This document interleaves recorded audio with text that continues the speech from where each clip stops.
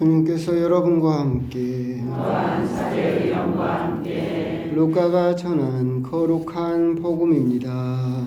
주님 영광 받으소서. 모세의 율법에 따라 정결례를 거행할 날이 되자 예수님의 부모는 아기를 예루살렘으로 데리고 올라가 주님께 바쳤다. 주님의 법에 따라 모든 일을 마치고 나서 그들은 갈릴레아에 있는 고향 나자렛으로 돌아갔다. 아기는 자라면서 튼튼해지고 지혜가 충만해졌으며 하느님의 총애를 받았다. 주님의 말씀입니다.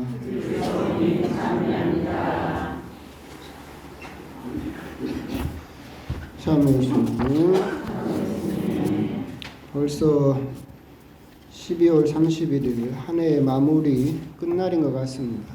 또 오늘 저녁에 다시 봐야 될 분들도 계시고 이러다가 정들게 생겼습니다. 매주 이러다가 오늘 강론 복음 말씀 나누기 전에 참 또 마음에 와닿는 개인적으로는 오늘 리독서에 감사하는 사람이 되십시오라고 하는 사도 바오로의 말씀을 새삼스럽게 듣게 되었습니다.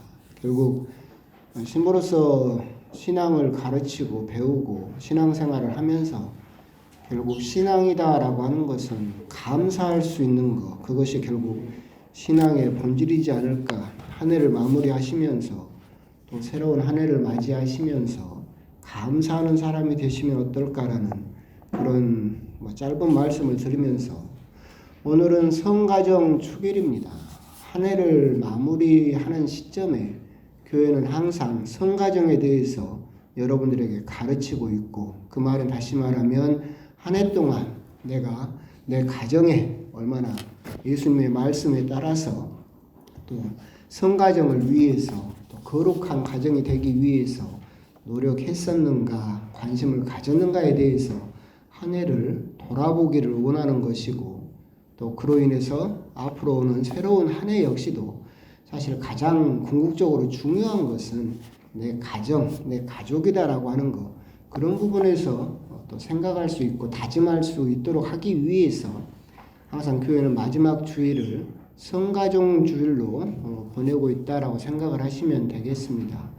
이런 성가정 축일 이렇게 하다 보면 문득 제가 드는 생각이 있는데, 본당 신부로서 이렇게 살다 보면 우리 신자 여러분들이 본당 신부님 욕을 참 많이 합니다. 그렇죠? 신자분 왜요? 안 해요? 하잖아요. 본당 신부가 이랬네 저랬네 욕을 참 많이 합니다. 그러니까 실제로 그 개신교에서는 옛날에는 우리 천주교 신자들이 개종하는 걸 환영했는데 요즘은 별로 환영을 안 한답니다. 왜? 첫 번째는 하던 버릇이 있어서 돈을 안 낸대요. 천주교에서는 돈을 내던 그런 버릇이 없었으니까. 두 번째로는 천주교에서 하던 버릇대로 그렇게 목사욕을 하고 다닌다고. 그 목사님들이 하는 말이니까 그런갑다 하는 건데. 하여튼 그래서 여러분들도 본당신부 욕을 많이 하는 것은 잘 알고 있습니다. 그런데 이제 우리가 여기에서 조금 돌려봐서 생각해야 될 게 오늘 성가정 축일에 하느님께서 맨 처음 만든 교회가 뭡니까? 가정이죠. 이 교회를 처음 만드신 게 아니라 하느님께서 맨 처음 만든 교회는 가정입니다. 그럼 그 가정의 본당 신부는 누굴까요? 여러분이지 뭔 가장이야. 여러분 각자가 본당 신부예요. 남편이 본당 신부고 부인 본당 신부가 따로 있는 것이 아니라 여러분들이 여러분 교회의 본당 신부죠. 한 해를 돌이켜 보니까 여러분 본당 신자들이 여러분을 욕을 하던가요? 칭찬을 하던가요? 본당 신부 욕할 것만 생각하지 말고 내 가정, 하느님께서 맨 처음 만드신 여러분 본당, 거기서 여러분들의 본당 신자들은 여러분들을 칭찬했어요? 욕했어요? 그걸 먼저 생각해야 되는 그런 성가정 축일이지 않을까라는 그런 생각이 듭니다. 하느님께서 그렇게 만드신 첫 교회 성가정이었었고, 그 가정으로 인해서 우리들의 신앙이 사실은 모짜리라고 부르잖아요. 옛날에 모 심기 전에 따로 모를 길러내서 이렇게 논에다 심기 전에 키우는 것을 못자리라고 불렀는데 그런 신앙의 못자리가 결국은 우리들의 가정이고 그 가정의 모범이 바로 예수 마리아 요셉의 성가정이다라고 하는 거 그런 것에 대해서 또 우리가 본받아야 될 가정의 모습이다라고 하는 것에 대해서 묵상하도록 하고 있는 거죠. 그런데 우리가 생각하면 예수 마리아 요셉의 성가정이 본받을 만합니까? 아버지는 목수여가지고 돈도 지질이 못 벌어요. 엄마는 미혼모죠. 자식은 부모보다 먼저 죽어버린 사형수였죠. 정치범이었어요. 우리가 이렇게 눈으로 보기에는 참 성가정이다, 본받을 만하다라고는 생각하기가 참 어려운데 교회는 왜 예수 마리아 요셉의 가정을 성가정으로 본받으라고 그렇게 이야기를 할까 생각을 해보면 우리가 여기에서 생각해 볼 수 있는 것은 그런 부분이죠. 모든 일에는 현상과 본질이 있어요. 무슨 말이냐면 현상은 눈에 보이는 거, 드러나는 거. 본질은 그 안에 실질적으로 의미를 가지고 있는 거. 그러니까 예를 들면 저기에서 연기가 냉갈이 무럭무럭 올라가요. 그럼 드러나는 현상은 연기가 보인다잖아요. 그럼 본질은 뭐겠어요? 불났다. 풀이 났으니까 연기가 올라올 거 아니에요. 근데 우리들은 그 현상과 본질을 착각하는 경우가 참 많이 있어요. 그러니까 성가정, 예수 마리아 요셉의 성가정이라고 하는 것도 드러나는 현상은 뭐예요? 그렇게 본받을 만하지 않다라고 생각을 하죠. 근데 본질은 뭡니까? 사랑이죠. 믿음이죠. 그걸 본받으라라고 하는 거죠. 우리 역시도 현상에 집착하다 보면 본질을 너무나 잃어버릴 때가 많이 있어요. 드러난 현상, 내 아들의 성적표, 그걸 우리가 거기에 드러난 현상에 집착하다 보면 본질을 잃어버려요. 뭐예요? 내 자녀, 사랑해야 될 존재다라고 하는 것을 잃어버릴 때가 참 많다. 현상과 본질에서 성가정이다라고 하는 것은 성가정이 지니고 있는 현상에 집착할 것이 아니라 예수 마리아 요셉으로서 드러나는 사랑과 믿음이라고 하는 그 본질을 본받으라라고 하는 것. 그런 의미에서 오늘 성가정 주기를 보내고 있다라고 생각을 하시면 되겠습니다. 저번 본당에서 이제 어떤 형제님이 할아버지가 저한테 하소연을 막 하셨어요. 신부님이 가셔서 우리 아들한테 좀 잘 좀 말해주라. 뭐 때문에 그러십니까? 그랬더니 이 부모님은 이제 자식을 잘 길렀어요, 아들을. 그래가지고 의사였던가 직업도 정말 좋고 인류대학 나와가지고 잘 살아요. 그런데 이제 부모님은 그렇게 자식 뒷바라지하고 아파트 마지막으로 하나 거기서 이제 노후를 보내고 있는데 이 아들이 결혼해서 이제 자녀를 낳았어요. 손자를 낳았지. 그러고 보니까 지금 살고 있는 아파트가 좁아. 그럼 대출을 받아서 큰 아파트로 가고 싶어. 근데 대출을 받으면 이자를 내야 되는데 딱 보니까 우리 부모님이 큰 아파트에서 살고 있네. 그래서 부모님한테 가서 이야기를 하는 거예요. 부모님이 이 아파트를 팔고 임대 아파트로 가고 아파트 판 돈을 나를 주라. 그러면 내가 큰 아파트로 이사할 수 있겠다.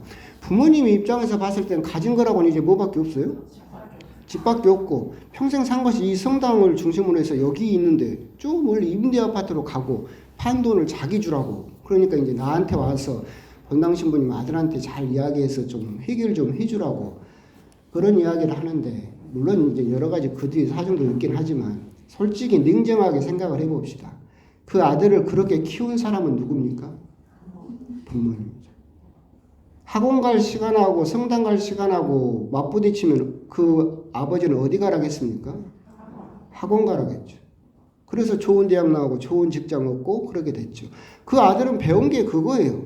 내 이익을 위해서 손쉬운 것을 뺏어라. 그렇게 배웠어요. 하나님에 대해서도 신앙에 대해서도 희생에 대해서도 배워본 적이 없죠. 그렇게 가르쳤어요. 그러다 보니까 본질은 사라져버리고 현상만 아파트 그리고 직장 출세 이것만 남아버린 것이 결국 우리 역시도 성가정이라고 생각을 한다면 여러분들이 생각하는 성가정은 아버지 직장 좋고 든든하고 안정된 직장을 가고 부모님 어머니는 예쁘고 자상하고 고상하고 자식은 좋은 대학교 들어가고 좋은 직장 얻고 그래야만 그래서 한 신앙을 가져야만 그게 성가정이다라고 우리가 생각하는 성가정은 너무나 어떻게 보면 남의 눈에 보이는 현상에만 집착하는 그런 성가정의 생각을 가지고 있지만 예수 마리아 요셉이 보여주는 성가정은 현상은 처참하게 그지없죠. 하지만 그분들이 끝까지 보여준 그 본질에서 그 우리가 본받아야 될 아무리 아까 말한 것처럼 아버지의 직장이나 자녀의 성적표나 내 자녀가 다니는 대학교나 이것 때문에 그 사람들에게 막 함부로 하게 되면 내가 사랑해야 될 사람이다라고 하는 본질을 잃어버리게 된다라고 하는 점. 그런 점을 우리들은 성가정 축일에 한번 곰곰이 묵상을 해볼 필요가 있을 것 같습니다.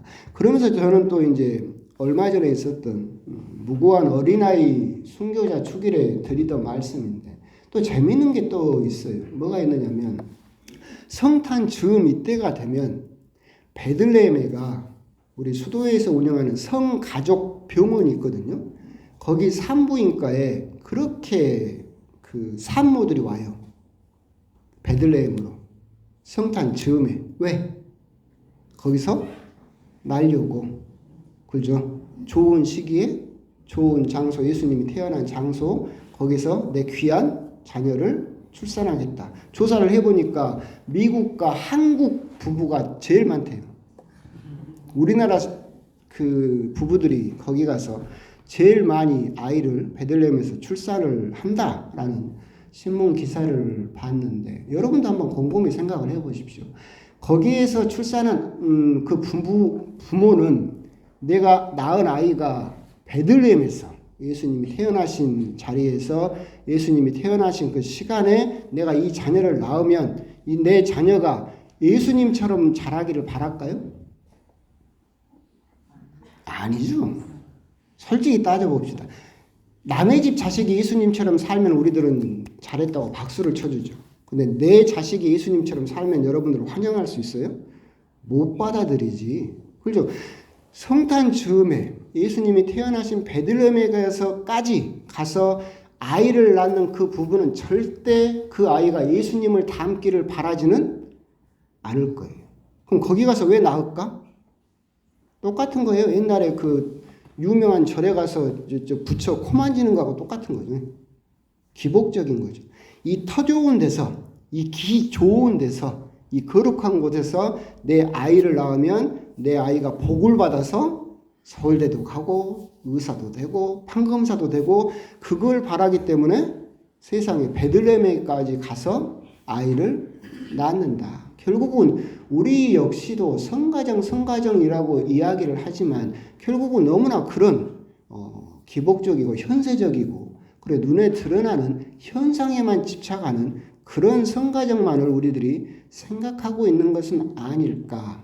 올해 이제 마지막에 성가정 주기를 보내면서 정말 나 역시도 내 자녀들에게 내 남편이나 부인에게 어떻게 보면 본질은 가족이다라고 하는 것은 사랑과 믿음으로써 아까 이 독서에도 있는 것처럼 사랑은 모든 것을 묶어주는 끈입니다 라고 했는데 드러난 현상 때문에 그 끈을 내가 수시로 끊어버리고 있는 것은 아니었는가 라는 것에 대해서 한번 곰곰이 생각을 해보셨으면 좋겠습니다. 어떤 성인의 말씀처럼 여러분들의 본업은 가정입니다. 여러분들이 밖에 나가서 뼈골 빠지게 돈을 버는 이유는 뭡니까? 가족을 위해서. 가정을 위해서 그렇게 애를 쓰면서 돈을 벌죠. 근데 생각을 해보면 밖에 나가서 돈 벌면서 스트레스 받고 힘들어요. 그럼 이 스트레스를 누구한테 풉니까? 가족한테 풀죠. 그죠? 그럼 뭐가 거꾸로 바뀌었어요. 이 사람들을 위해서 그렇게 밖에서 죽자사자 일을 하는데 막상 밖에서 힘들다고 누구를 힘들게 해버려요? 가족을 위해서. 이 사람들을 위해서 일하고 있는데 여러분의 본업은 가족이다. 가정이다라고 하는 것. 내가 무엇을 위해서 누구를 위해서 이렇게 열심히 사느냐라고 물어본다면 밖에 사람이 아니라 내 가족을 위해서 이렇게 열심히 살고 있다. 그럼 사랑한다는 말은 밖에 사람한테 해야 됩니까? 가족한테 해야 됩니까? 가족한테 해야지. 이게 본업이고 이게 본질이니까. 올 한 해를 마무리하시면서 정말 하나님께서 여러분에게 맡겨주신 세상의 첫 교회, 아까 말씀드린 대로 여러분들은 그 교회의 본당 신부로서 나는 드러나는 현상에만 집착하면서 과연 나는 사랑과 믿음이다라고 하는 그 예수 마리아 요셉의 성가정의 본질을 너무나 쉽게 잊어버리고 망각한 채 한 해를 살아오지 않았던가? 앞으로 하나님께서 주시는 새해를 맞이하면서 이걸 잊지 않고 내가 누구를 위해서, 무엇을 위해서 이렇게 열심히 살고 있는지를 항상 생각할 수 있는 그런 가정에 대해서, 가족의 소중함에 대해서 한 해를 또 생각하시면서 한 해를 마무리하시고 새로운 한 해를 또 다짐하셨으면 좋겠습니다. 아멘.